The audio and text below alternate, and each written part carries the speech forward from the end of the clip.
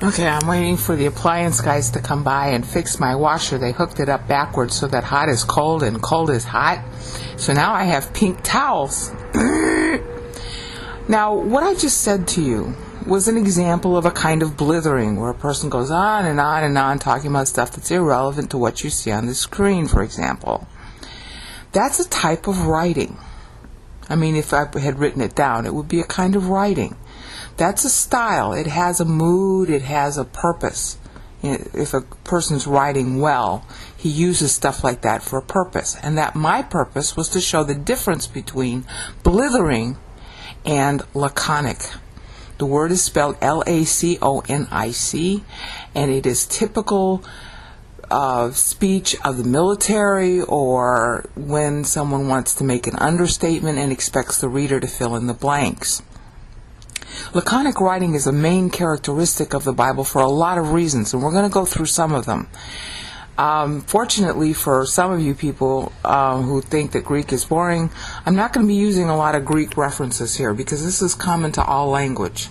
And so what you're going to learn here is true of English and every other language that you might know.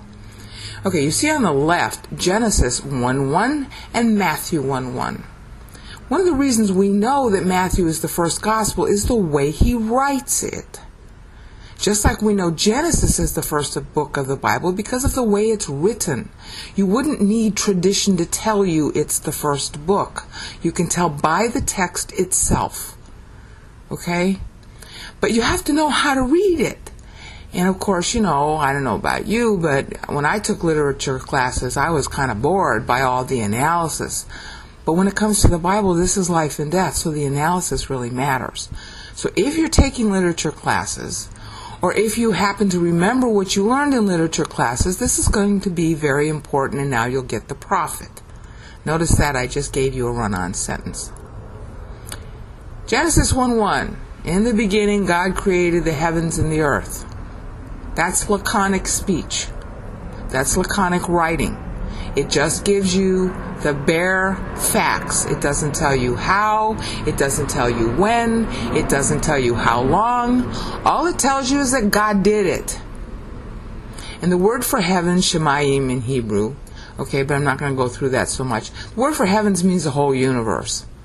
You have to go by the way a word is used in the Bible, and the way this word is used here and elsewhere in the Bible, tying back to this verse. It means the whole universe. The earth is where we live, so that's why the earth is mentioned separately.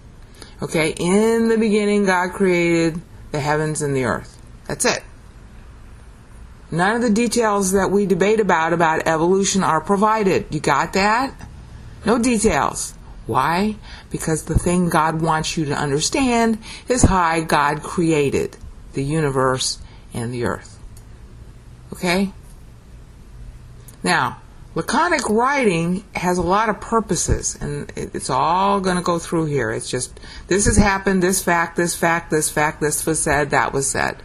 You notice that there's not any analysis, just the facts. Okay, so Matthew starts out his gospel the same way, just like Genesis 5, begats.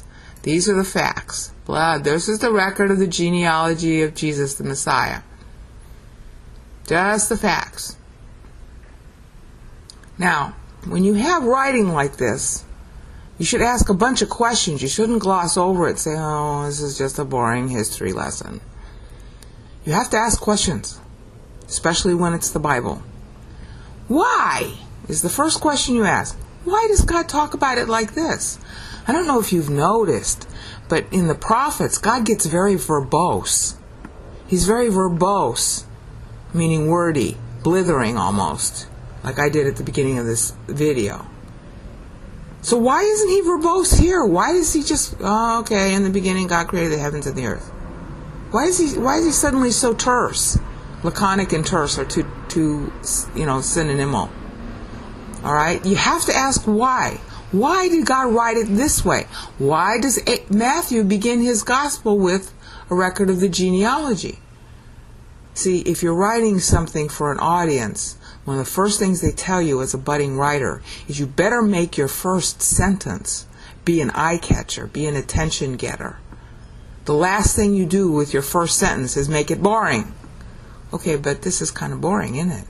In the beginning, God created the heavens and the earth. Matthew, the record of the genealogy of Jesus the Messiah. You don't have colorful language here. Why? Doesn't God know the first rule of good writing? Yeah, He does, obviously. That's how we know it. So the first question is, why is God writing it like this? Okay, so that gives you your next clue about what laconic writing is all about. Laconic writing is meant to make you think about what you're reading. It's giving you, it's very fact heavy. These are all facts that God's giving. He's reporting an event that happened, okay, and He's just giving you what happened. Why is He doing that? Well, that means you're supposed to think about it. When you get fact-heavy material, you can't really do anything with the facts until you can think about the facts and what do they mean. So He's begging the question of what this means. All right? All fact-heavy reporting does. Same thing here. What does it mean? Now, most Christians will just gloss over it or misinterpret it or use it to argue about evolution. They will not think about what the text means and why it's there. They think they know. Yeah, well, they don't know. And I'll show you right now. In the beginning, God created the heavens and the earth. That could be said with a loud, resonant voice, something like, Charlton Heston. In the beginning, God created the heavens and the earth. The attempt there is to make it dramatic. Okay, but you still don't know what it means. God did it. That's all you know.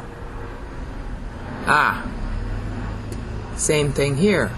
Record of the genealogy of Jesus the Messiah. Well, that makes it sound dramatic. And, your emotions are tugged to make you feel, oh, this is dramatic, this is important.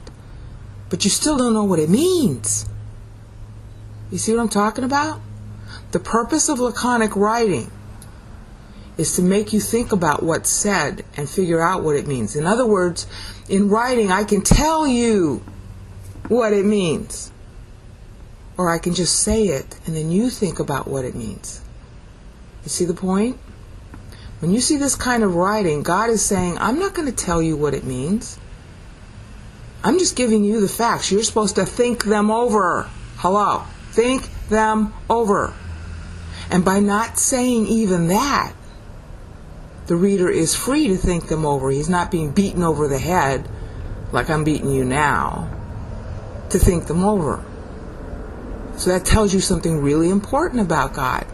God wants to give you the facts. He doesn't want to beat you up about what you should think about the facts. He just gives you the facts. Just the facts, ma'am. That's what's going on here. That's what's going on here, too. So what does that tell you? It tells you that God isn't out to push you. God isn't expecting you to believe in Him for nothing. He's giving you facts, and He's letting you decide what those facts mean to you. Bet you didn't realize that that's what this kind of writing was all about, huh? Now, writers in every kind of genre of, literature, be it, in any language, they will employ this kind of writing for the same reason. When you watch a movie, that's what a movie is really trying to do.